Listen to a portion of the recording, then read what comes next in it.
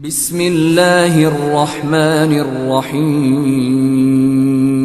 تو بہترین اعمال جو شب جمعہ کے وہ صلوات ہے، اور کل جمعے کا دن، کل پہلا جمعہ ہے۔ پہلے جمعے کے اعمال میں بھی یہ بتایا گیا کہ کثرت کے ساتھ صلوات پڑھو۔ آپ دیکھیں گے صلوات جو ہے جمعے کے بہترین اعمال بتائے گئے۔ بہترین اعمال جمعے کے یہ ہے، فرائیڈے آپ امام کی سلامتی کی بھی نماز پڑھنا، کل دعائے ندوہ بھی ہے، دعائے عہد بھی ہے۔ اللہ ہم کو توفیق دے، دعا کرو کہ اللہ ہم کو توفیق دے بحق امام علی نقی علیہ السلام، بحق امام حسن عسکری علیہ السلام، کہ اللہ توفیق دے کہ ہم تیری وہ عبادت کر سکے۔ فرزند مظلوم بی بی زہرا میرے امام زمانہ کے لیے دعائے ندوہ پڑھیں اور دعائے عہد پڑھیں، اور پڑھ کے دعا کریں کہ اللہ یہ بھی جو میں دعا پڑھ رہا یہ سارے مرحومین کے بہاف میں پڑھوں گا، یہ سارے ان محتاج لوگوں کے، ان ہیلپ لیس لوگوں کے کہ جن کا کوئی وارث نہیں ہے، کہ جو ہزاروں سال سے ان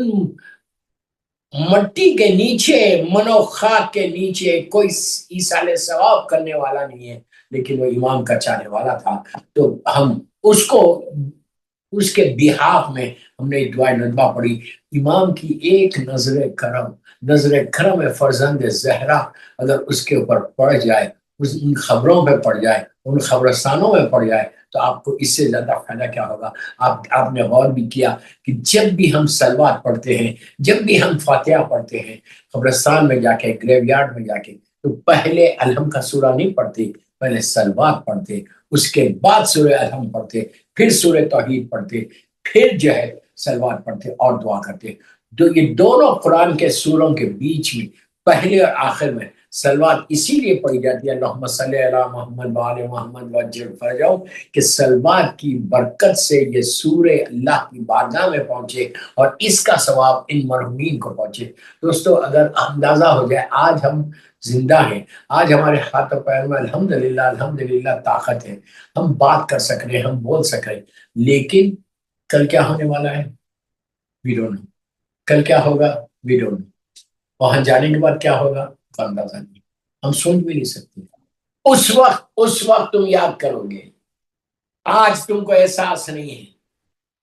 you're not feeling what I'm saying، اس وقت احساس کرو گے کہ کاش میں کچھ کر لیتا، کاش۔ اسی لیے مولا کا جملہ ہمیشہ یاد رکھو، اللہ ہمارے گناہوں کو معاف کر دے شب جمعہ۔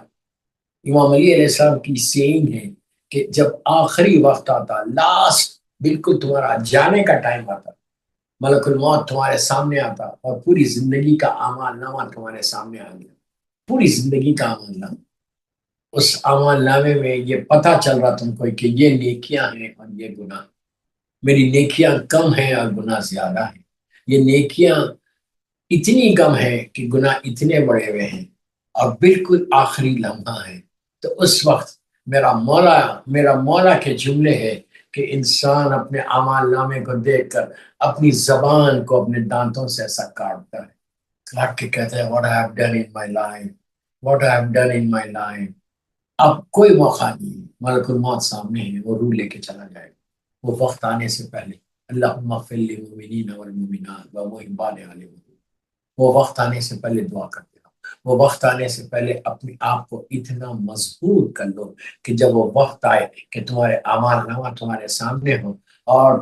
اس انداز سے تم اس کی بارگاہ میں جاؤ کہ تم مسکراتے ہوئے جاؤ، مولا تم کو دیکھ کے اپنے ہاتھوں کو پھیلا دے اور کہیں کہ یہ میرا چاہنے والا تھا، یہ میرا محب تھا، کہ جو زندگی میں ہمیشہ دوسروں کے لیے کام کرتا تھا، زندگی میں ہمیشہ دیکھیے ہر آدمی کے پاس پیسہ نہیں ہوتا، ہر آدمی یہ افورڈ نہیں کر سکتا، ٹھیک ہے ہم پیسہ نہیں ہے میرے پاس، میں کچھ نہیں کر سکتا،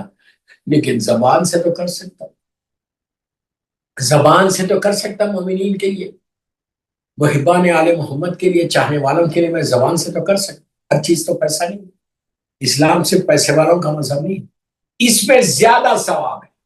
اس میں زیادہ ثواب ہے جب آپ مومنین و مومنات کے لیے کچھ کرتے ہیں، مومنین و مومنات کے لیے اگر آپ جب ہاتھوں کو اٹھاتے ہیں تو اس وقت زیادہ اجر، زیادہ آپ کو ثواب ملتا ہے۔